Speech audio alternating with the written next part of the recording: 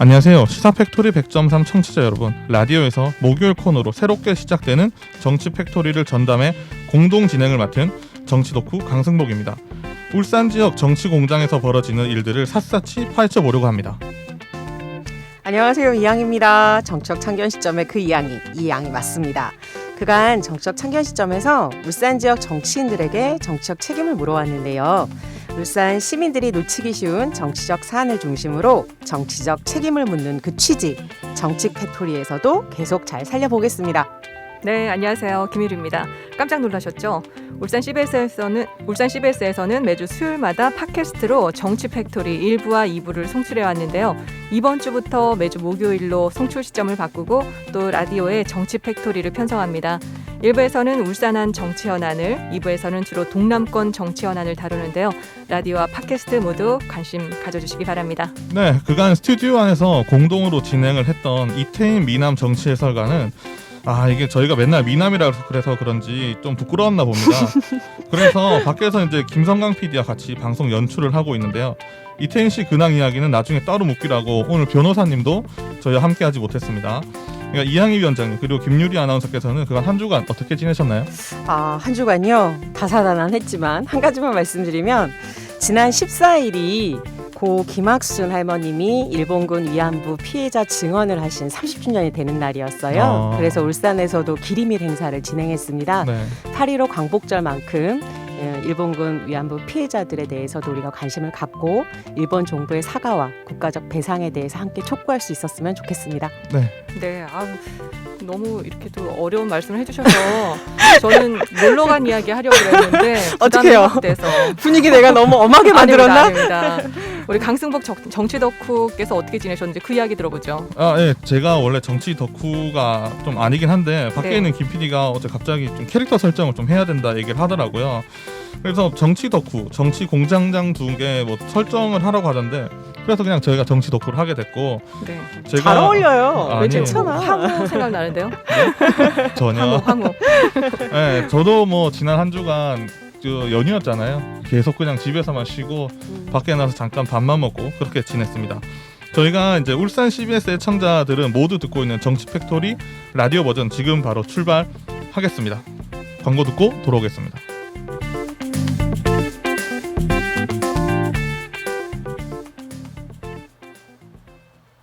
모두가 만족하는 아파트 체크포인트. 하나, 유초중고 원스톱 교육환경. 둘, 바로 앞 둘레길 체육공원의 쾌적 자연. 셋, 부산과 울산을 잇는 쾌속교통. 다양한 호재가 어우러진 빛나는 미래가치. 양산 코아루 에듀퍼레 055-387-1118 한국토지신탁.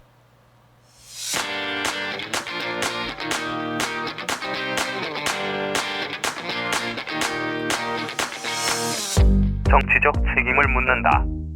시사 팩토리 100.3 목요일 코너. 정치 팩토리.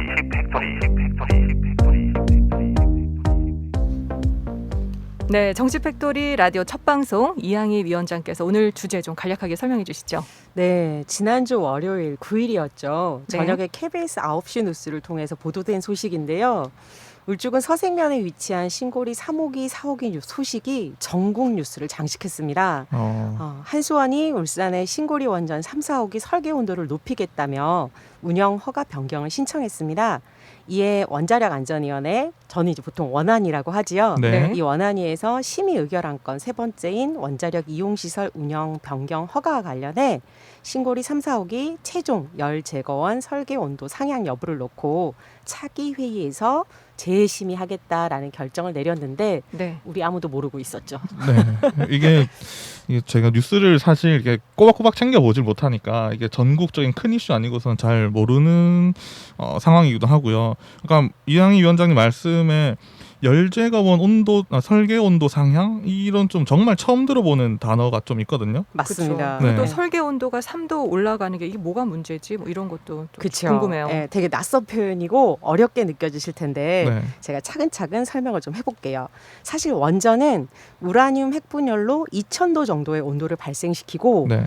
이 열로 물을 약 350도로 끓여요. 그래서 여기서 발생하는 수증기로 터빈, 커다란 바람개비를 상상하시면 될 텐데 네. 이걸 돌려서 전기를 생산합니다. 많은 분들은 원전 우라늄 핵분열 단계에서 전기가 바로 만들어지는 거라고 생각하시는데 네. 그게 아니었어요. 그러니까 석탄이나 석유로 물 끓여서 전기 만드는 것처럼 그 우라늄 핵분열로 열을 만들어서 물을 끓여가지고 네. 전기를 만드는 거라서 네. 사실 건국대 물리학과 이준택 교수님은 이거 정확하게 표현하면 핵분열 화력발전소가 맞는 표현이다 라고 얘기를 하실 정도로 그러니까 사실 네. 그렇게 복잡한 원리는 아니에요. 네. 근데 문제는 이때 이 우라늄 핵분열로 발생하는 2000도가 넘는 온도 네. 이 열이 문제인 거예요. 너무 네. 뜨거워져서 이 그렇죠. 원자로를 식혀야 돼요. 그래서 바다 가까이 있잖아요. 그렇죠. 네. 그래서 강가나 바다 핵발전소는 위치해 있고 이 냉각수를 계속 하루에도 수만 톤을 끌어들여서 이 냉각 원자로 뜨거워진 거를 달궈진 거를 네. 식히고 이제 식힌 물은 또 바다에 다시 내보내거든요. 네. 이 최종 열 제거원이라는 표현이 뭐냐면 이 냉각수예요. 냉각수 온도. 네. 그러니까 물의 온도를 말하는 거고요. 네. 그러니까 사실 간단한 건데 너무 어렵게 표현하잖아요. 네. 일반 네. 시민들을 알아듣기 어렵게. 그래서 이 신고리 3, 4호기 냉각수 온도가 설계 당시에는 최고 31.6도였어요. 네. 그러니까 31.6도를 넘기면 네. 실제로 핵발전소에 문제가 생기고 또 냉각수로의 기능도 못한다라고 네. 판단을 해서 그렇게 설계를 해놓고 네. 이번에 이걸 3도 상향 하겠다는 거예요. 음. 사실 원자로 식히는데 사용된 이 냉각수는 이제 온배수로 변해요. 뜨거워지잖아요. 네. 이걸 다시 이제 바다에 내보내는데 원전 한 기당 초당 70톤의 온배수가 바다에 배출된다고 해요. 이게 국지적으로는 그 주변 바닷물의 온도를 네. 7도 정도 높인다고 합니다. 우리나라 발전소에서 배출하는 온배수는 연간 710억 톤이고요. 그중 핵발전소가 배출하는 온배수가 550여억 톤으로 네. 전체 배수량의 한 77% 가장 많이 차지해요. 그리고 바닷물보다 7도 이상 데워져서 핵발전소에서 매일 1억 5천 톤씩 바다에 이제 내보내고 있는 거죠. 네. 그러니까 이렇게 되면 당연히 발전소 주변 바닷물 온도는 올라가겠죠. 그렇죠. 예.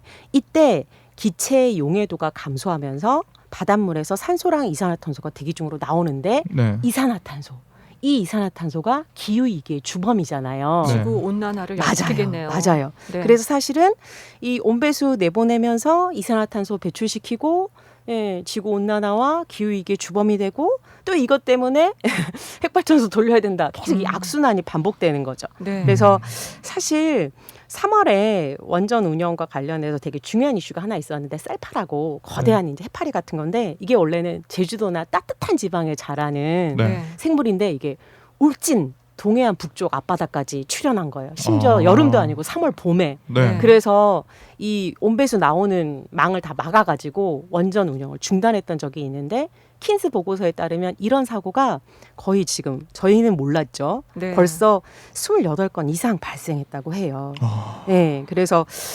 전문가들은 울진 앞바다에 쌀파가 나타날 정도면 동해안이 이미 아열대화 됐다고 봐야 되는 거고 네. 네. 발전소에서 나오는 이 온부해수에 대해서 사실 조사가 좀 필요하다라는 얘기를 할 정도입니다. 그러면 이게 뭐 설치하고 이런 데 과정에는 좀 문제가 없고 이게 약간 이항희 위원장님 말씀처럼 지구 온난화에 문제가 된다는 이야기인 것 같아요. 그래서 제가 관련 내용을 조금 찾아봤는데 한수원은 지구 온난화 같은 환경 요인으로 해수 온도가 상승했다며 온도 제한치 초과 가능성에 대한 운전 여유도 확보가 필요하다고 허가 변경 이유를 밝혔습니다. 그리고 설계 온도 상향 조정 시에도 기술적인 문제는 없다는 성능 적합성 심사 결과를 원안위에 제출했는데 이 도대체 뭐가 문제인 건가요? 일단 저는 과정상의 문제가 없다는 것도 문제고 네. 지구 온난화에도 심각하게 문제를 일으키고 있다. 그래서 지적하신 모든 문제가 다 문제인데요. 네. 일단 해수 온도 상승에 관련해서 얘기를 좀 하자면 앞서 얘기했던 것처럼 온배수가 나오면서 바닷물이 뜨거워지고 있다라는 건 계속 얘기했고 네. 네. 저희가 언론 보도를 통해서 이제 지난 9일에 알게 됐지만 실제로 원안위 회의 자료를 제가 꼼꼼히 좀 살펴봤더니 이미 7월달 회의부터 그러니까 144차 회의부터 이 안건을 계속 다뤘는데 일부 원안위원들이 적극적으로 문제 제기를 하셨더라고요. 네. 그러니까 이 문서로만 정성적으로 평가해서 문제 없다고 제출하면 되는 게 아니라 실제로 정량적으로 아무런 문제가 없는지 평가가 필요하다. 네. 타 외국의 사례 같은 경우도 좀 필요하고 네. 그래서 지금 계속 회의가 미뤄지고 있는 거고 근데 이제 한수원은 저희가 모르는 사이에 2019년 3월 달부터 이 냉각수 온도 상승을 준비하고 있었어요. 그래서 킨스에 한 5차례 35번 질답을 거치면서 관련 자료도 준비하고 원안에서 최종 이걸 통과시키려고 네. 준비를 그동안 해왔었는데 실제로 울산 시민들하고 정말 직결되어 있는 신고리 3, 4호기는 울산 거니까 네. 울산에 있으니까 그런데 이제 우리는 이걸 다 몰랐던 거죠. 이게 2019년부터 진행이 됐었던 문제라면 시민들한테 미리 알려야 되는 문제 아닌가요? 당연하죠. 근데 이제 사실 제가 오늘 그래서 이 방송을 준비한 건데 네. 신고리 3, 4호기처럼 울산 시민들의 건강이나 안전 그리고 또 재산권하고도 직접적으로 연결되어 있는 위험시설에 대해서 네. 울산시가 안정적이고 지속적으로 모니터링이 안 된다는 거예요. 그렇죠. 담당 부서나 해당 부처에서 한수원이나 원안이 홈페이지 특히 신고리 3, 4호기 이슈와 관련해서는 지속적으로 모니터링만 했어도 네. 사실 초기에 이런 걸 확인하고 울산 시민들의 여론 또는 의견 이런 걸 취합한다거나 이 관련 논의에 울산 시민들의 의견을 좀 반영할 수 있었을 텐데 네. 그런 노력들이 전혀 안 되는 거죠. 그렇군요. 그러면 해수 온도 상승이 사실은 전 세계적인 상황이잖아요. 맞습니다. 근데 다른 나라들은 그럼 어떻게 하고 있어요? 그러니까 사실 폭염 때문에 바다가 더워지는 건 전 지구적인 상황이죠. 네. 그런데 네. 이걸 해결하는 해법은 정말 달라요. 제가 아, 관련 이슈 몇 가지를 찾아와 봤는데요. 핀란드 남부에 로비사라는 핵발전소가 있어요. 네. 여기는 폭염으로 만약에 냉각수 온도가 상승하면 발전량을 1기가와트에서 170메가와트로 확 줄여요. 거의 10분의 1. 네. 네. 이 로비사 원전 운영하는 포템이라는 이 회사에 따르면 네. 냉각수 온도가 섭씨 34도를 넘으면 원자로 가동을 아예 중단한다고 합니다. 그리고 스웨덴의 전력회사 바텐팔 같은 경우는 네. 링할이라는 원전 2호기 네. 냉각수 사용하는 바닷물 온도가 자기들은 기준치가 25도예요. 그러니까 25도를 넘으면 문을 닫아. 근데 이제 이 25도에 근접해서 네. 49% 수준으로 운영을 줄였고 심지어 원전 4개 중에 1개는 아예 가동을 중단했다고 해요. 근데 우리는 그러면 34.6도까지도 허용하겠다 그러니까요. 이거죠? 네, 그러니까 네. 각 나라마다 원전 안전에 대해서 바라보는 기준치가 천차만별이죠. 네. 네. 독일 같은 경우는 역시나 핀란드나 스웨덴처럼 발전량을 확 줄이거나 아예 그냥 중단하는 경우가 많습니다. 네, 폭염으로 네. 여름에 더울 때는 냉각수가 제기는 못하니까 아예 원전 운영 자체를 많이 축소합니다. 이게 국제 원자력 기구가 있는데도 불구하고 왜 서로 기준이 다 다른가요? 국제 원자력 기구에서는 권고를 하죠. 아, 근데 권고가. 그것을 이제 그 나라에서 어떤 수준으로 지킬 거냐라는 건데 네. 대한민국 같은 경우는 특히 이제 환수원이 그동안 네. 이 원안위의 모든 사항을 보고하고 모든 것을 심의받는 게 아니라 네. 법적으로 꼭 그렇게 해야 하는 것만 선택적으로 보고하고 네. 심의받다 보니까 이런 건 자기 재량으로 사실 설계 온도도 대한민국에 있는 24개 핵발전소 설계 온도도요 다 천차만별이에요. 이 전라도에 있는 영광의 한빛 같은 경우는 네. 30도 정도고요. 네. 고리는 이제 한 34도 이렇게 만들었고 신고리도 이제 34도고 울진은 사실은 동쪽이니까 북쪽이니까 좀 더 높았겠죠. 네. 그러니까 이게 다 천차만별인 거예요. 아. 근데 이런 것도 그동안 우리가 몰랐다가 네. 이번에 이제 다시 확인하게 된 거죠. 이 건을 계기로. 이게 원전이 저희 초기에도 말씀드렸지만 국가에서 사무하는 영역이다 보니까 울산 특히 지자체에서 소외되는 경향이 좀 너무 많은 것 같아요. 그래서 아까 뭐 저희가 2019년에 있었던 일도 2021년에 안 왔던 것처럼 최소한의 지금 정보 공개나 상시 소통 체계는 좀 필요할 것 같은데 방법이 없는 건가요? 방법이 왜 없겠습니까? 있죠. 네. 사실 좀 전에 승복 씨가 얘기한 것처럼 원전이 국가 사무라서 울산시의 권한이 없다라는 말이 성립하려면요. 네. 네. 원전 소재지 모든 행정기관의 권한이 함께 없어야 돼요. 맞죠? 네. 대한민국의 원전 소재지가 영광, 울진, 경주, 부산, 울산이잖아요. 네. 영광, 울진, 경주는 기초지자체니까 빼고 네. 같은 광역시고 같은 핵발전소가 있는 부산하고만 단순 비교를 제가 해볼게요. 사실 부산시 같은 경우는 2020년 6월에 작년이에요. 네. 여기도 많이 늦었죠. 네. 김강모 시의원이 지역 시민사회 단체랑 함께 논의해서 드디어 원자력 안전 조례안을 만들었어요. 근데 제가 이 조례안을 보면서 깜짝 놀랐던 게 뭐냐면 사실 원자력 안전이 국가 사무라서 부산시장의 권한이 없다라는 걸 인정하고 전제해요. 네. 그렇지만 원자력 시설의 안전관리에 대해 효율적인 대응이나 정책 수립의 한계는 있지만 네. 부산광역시 원자력 시설 안전관리에 관한 사항을 제정하고 방사능에 의한 재난을 예방하고 시민의 안전을 도모해야 하니까 조례는 만들어야 하는 거고 원자력 안전에 대한 부산시장의 책무를 규정하고 네. 방사능 재난으로부터 시민의 안전을 적극적으로 보호하고 정부와 국회, 부산시의 책임에 따른 권한 부여를 요구할 수 있는 근거를 만든다라고 네. 명시해 있어요. 그리고 주요 내용에 보면 제가 제일 놀랬던 건 원자력 안전 대책위원회라는 게 명시돼 있어요. 네. 그러니까 원자력 안전 대책위원회를 시민사회와 함께 구성하고 운영하겠다는 거고요. 네. 원자력 안전 시민 검증단도 구성하고 운영하겠다라는 게 조례에 명시돼 있습니다. 네. 그러니까 사실 이 원자력 안전 대책위원회 구성, 시민 검증단 구성 보면요. 네. 이 얼마나 이게 의지를 갖고 하고 있는지를 확인할 수 있는 단초가요. 딱 하나요. 행정부시장을 위원장으로 한대요. 아. 네. 그리고 행정부시장. 시 소속 4급 이상 공무원, 부산광역시에 추천한 사람, 구군에서 추천한 공무원, 원자력 분야 전문가, 시민단체에서 추천한 사람, 원자력 안전 분야의 학식과 경험이 풍부한 사람을 거의 한 20여 명을 시장이 뽑아요. 네. 그리고 임기는 2년으로 하고 연임은 딱 한 번 할 수 있는데 이렇게 구체적이고 명확하게 그리고 행정부시장을 위원장으로 한다면 얼마나 중요한 기구인지라는 게 벌써 확 느껴지잖아요. 네. 네. 그래서 분명히 국가사무지만 그럼에도 불구하고 시민 안전을 위해서 시장이 할 수 있는 일, 반드시 시장이 해야 하는 일을 명확하게 명시하고 있습니다. 이게 부산에 이렇게 조례가 발생했잖아요. 네. 그러면은 울산 같은 경우에는 저희가 지난번에 그 부산 시의회 편 할 때 저희가 하나씩 만들고 그다음에 여기 초청해서 다른 분들도 얘기를 했었는데 울산도 진행되는 좀 과정이 있는 건가요? 네, 있습니다. 다행히 2019년도에 네. 손종화 의원님이 발의해서 네. 원자력 안전 조례를 만들려는 시도를 했어요. 네. 주요 내용은 보면요. 시장을 의장으로 하는 원자력 방호 협의회를 구성하고 운영하겠다. 사실 이 방호 협의회는 사고가 나면 이제 대책인데 이건 국가에서 당연히 하죠. 네. 네. 그리고 더 중요한 건 사실 이거였어요.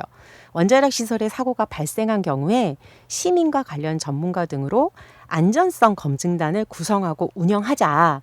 사실 여기가 핵심이었는데 이게 만장일치로 의회에선 통과가 돼요. 근데 문제는 네. 한 달 뒤에 울산시에서 제2 요청을 합니다. 제2 요청이라는 건 뭐냐면요. 네. 행정부가 이 조례 문제 있다. 이거 다시 논의해야 된다. 울산시 행정부가. 네.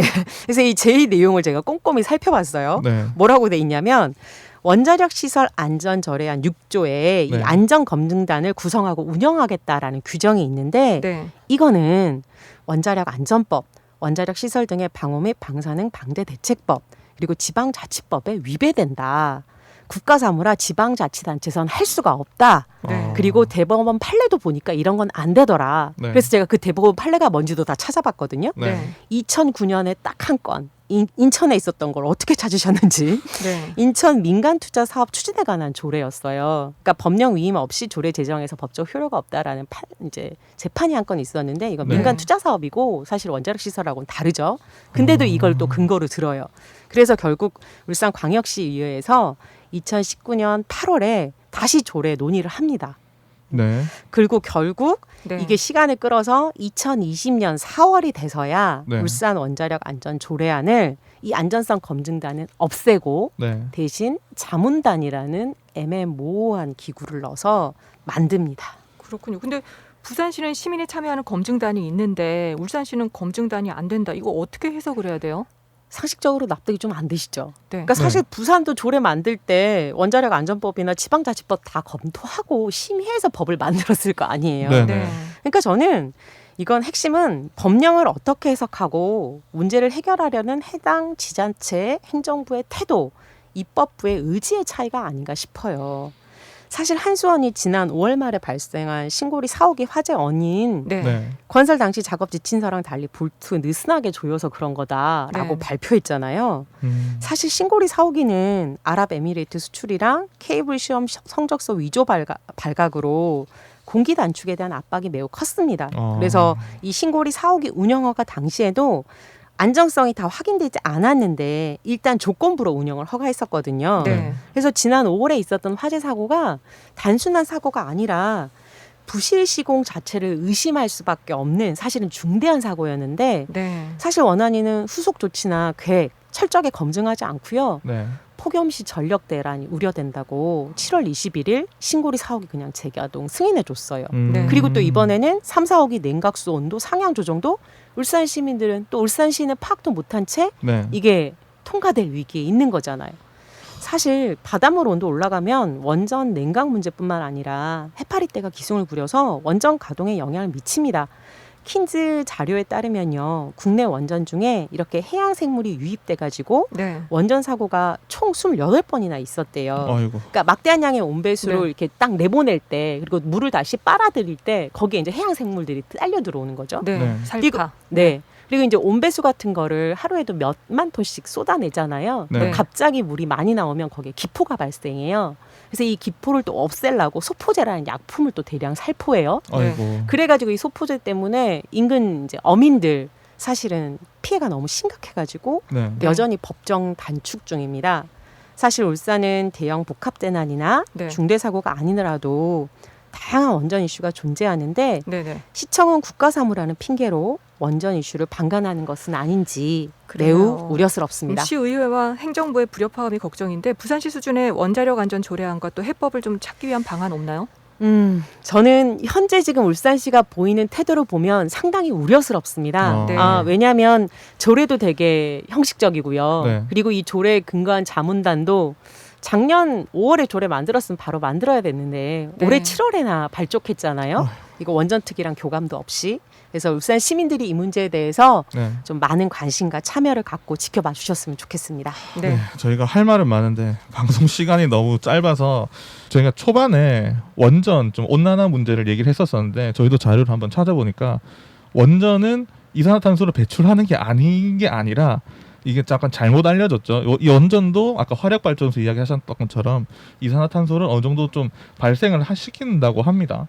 이게 지구온난화에도 어떻게 보면 가속화시키는 문제가 아닌가 싶은데 네. 오늘 김유리 아나운서는 방송 좀 어떻게 들으셨나요? 아무리 국가 사무지만은 시민 안전을 위해서 울산시가 좀 적극적으로 나서야 하지 않나 생각이 들더라고요. 네. 두 분이 오늘 제 방송에 딱 이해 핵심을 잘했나요? 짚어주셔서 이야기가 잘 전달된 것 같은데요. 네, 오늘 여기까지 하도록 하겠습니다. 정치팩토리 1부 여기서 마무리하고요. 팟캐스트와 유튜브에서 2부 이어갑니다. 애플 팟캐스트, 구글 팟캐스트, 팟빵, 유튜브에서 정치팩토리 SE 검색해서 찾아 들으실 수 있습니다. 지금 노래 이적의 당연한 것들 띄워드리면서 오늘 방송 마무리하죠. 모두 안녕. 손을 잡고 껴안아주던 것